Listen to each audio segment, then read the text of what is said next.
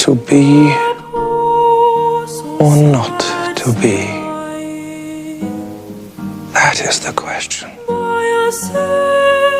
Whether 'tis nobler in the mind to suffer the slings and arrows of outrageous fortune, or to take arms against a sea of troubles, and by opposing end them to die, to sleep, no more, and by a sleep to say we end the heartache and the thousand natural shocks that flesh is heir to. 'Tis a consummation devoutly to be wished. To die, to sleep, to sleep, perchance to dream. Aye, there's the rub. For in that sleep of death, William Shakespeare, the greatest poet and playwright of the world, has a great significance in the history of world literature, especially English. He was so great that his works contributed significantly to the standardization of grammar, spelling, and vocabulary, making the English language more richer. It is estimated that he has introduced 1700 original words into the language.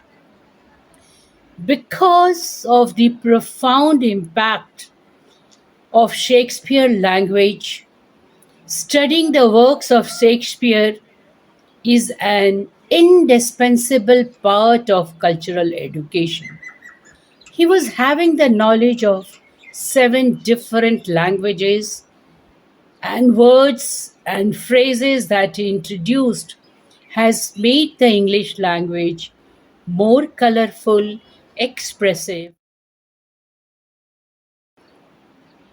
His plays have been translated into over 50 languages and performed across the globe for audience of all ages and appreciated, leaving a lifetime impact. It is a writer's inspiration, reader's delight, and a mother role of golden material for a performing artist. He coined his life by contributing to the English literature, which made him a brand himself. He is still relevant because his work show us what is to be human and bring forth the human values.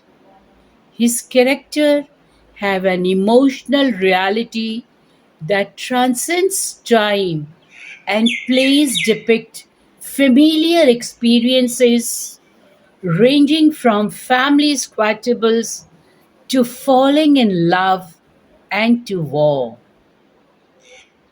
About his life, dreams may he come. has rightly said, When we have shuffled off this mortal coil, must give us pause. Shuffled off this mortal coil, must give us pause. There's the respect that makes calamity of so long life.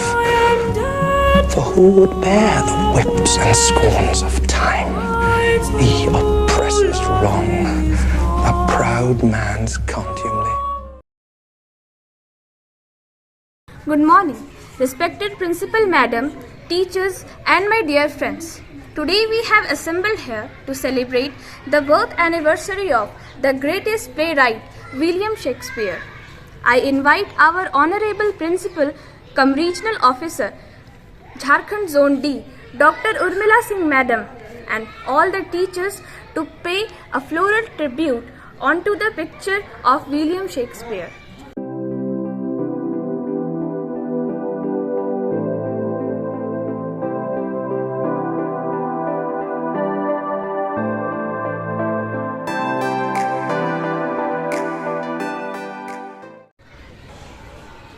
Now we are going to have a speech by Sneha Singh of class 10A highlighting the life and works of Shakespeare. Good morning to one and all. Respected Principal Madam, teachers and all my dear friends. I'm Sneha Singh standing in front of you to inform you about one of the greatest names in the history, the Bard of Avon, William Shakespeare. Brevity is the soul of wit. William Shakespeare was an English poet, playwright, and an actor. He was born on 23rd April 1564 in Stratford-upon-Avon. Next, I invite Arya of class 10A for a quiz related to the same. Good morning everyone. Today I'll be conducting a quiz on William Shakespeare. Before the quiz, I'd like to give a brief description about his plays. Shakespeare wrote a total of 38 published plays including 16 comedies, 12 tragedies and 11 histories. The tragedies are plays that end in death, the comedies end in at least one marriage, and the histories are based on and named after real-life monarchs such as Henry VI and Richard III. Question: which was William Shakespeare's first play? I repeat, which was William Shakespeare's first play? Answer: Henry VI, Part 1. Now, I request the talents of class 12 to present a skit on the drama Julius Caesar, written by the same great playwright. Here comes his body, mourned by Mark Antony. Thou who had no hand in his death shall receive the benefit of his dying. A place in commonwealth. With this I depart. As I slew my best liver for the good of Rome, I have the same dagger for myself, which shall lead my country to my death. Please, Brutus, please. Give him a statue with his ancestors. Let him be Caesar. Caesar's better part should be crowned in Brutus. We will bring him to his house. My countrymen, Peace! Brutus speaks. good countrymen, good countrymen, let me depart alone. For my sake, stay here with Antony.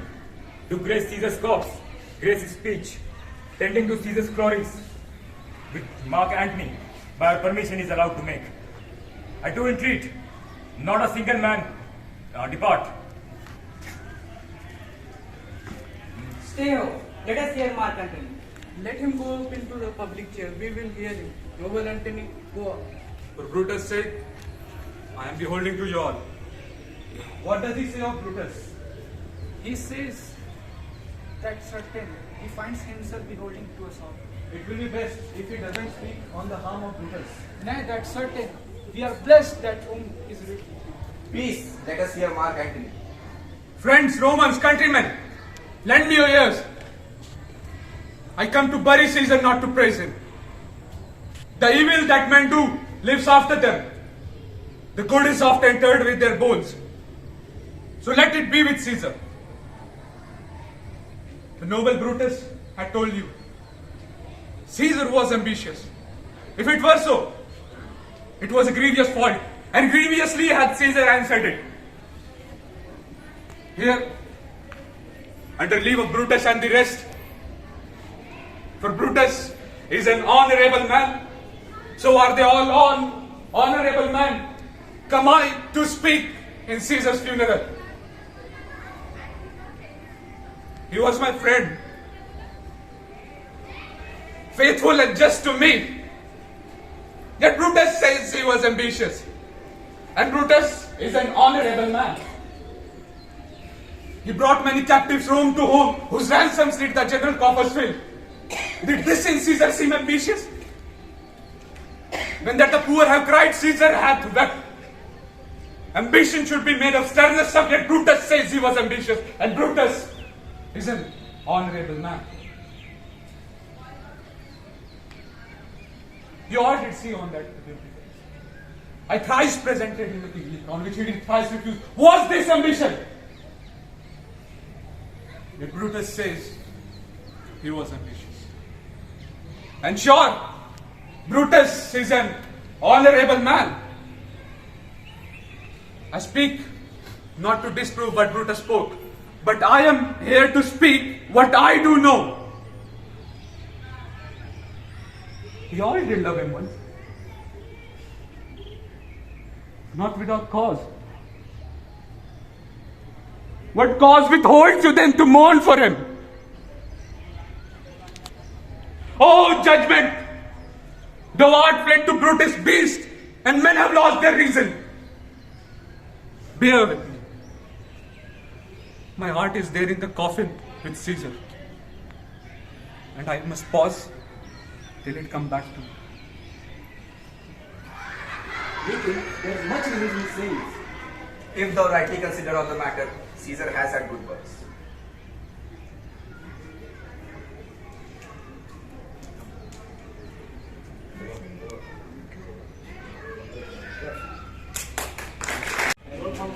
It's time now. I invite Mr. S.K. Chaudhary sir to say something on this occasion. Good morning everyone. Honorable Prisma ma'am, come regional officer, Jharkhand Zone D, Dr. Urmila Singh ma'am. It's a great opportunity provided by you to celebrate the birth anniversary of the greatest poet and playwright of the world, William Shakespeare. Children, just now you saw a very nice skit presented by the students of class 12, which was on Julius Caesar, taken from Julius Caesar, and it was on the consequences that had taken place after the death, rather murder, assassination of Julius Caesar. You know, children, Shakespeare is called the greatest of the playwright of the world. In India, his comparison is often made with the greatest playwright, Kalidas. Both these great writers have touched great heights, and they have touched almost every sphere of human life. And that is why they are called great. The greatest thing of the greatest writers is that they enter into the psychology of a human being, their characters. It is not the character who is thinking and presenting, but actually it is the writer who is thinking and presenting. In almost all the languages of the world, Shakespeare's works have been published in almost all the universities, colleges, schools. His dramas, his poems, his sonnets are taught. A major part of university curriculum covers the works done by William Shakespeare. Children, I want to say something about more about him. That Shakespeare is often called a genius. And somewhere I had read that when William Shakespeare was just a child, hardly 5 to 6 years old, and for some reason his father had become very angry with him. And at that time, his geniusness had come to the surface, and whatever he had said in verse form. And his statement was, "Papa, Papa, mercy take, I shall not commit mistake." You see, I repeat, what he said, "Papa, Papa, mercy take, I shall not commit mistake." You see, at that time he was just a 4 or 5 year old child. And this shows, this incident had shown what his future is going to be. But at the same time, you know, children, success does not come to anyone without a struggle. William Shakespeare had also started his career at a theatre, working as a servant who used to feed, whose work was to feed the horses, clean the stable. But from there only, his geniusness came to the surface. He started writing plays and became the greatest writer of the world. So this is something that we should get from the life of William Shakespeare, that it is a struggle, it is our hard work that takes us to the zenith. Thank you.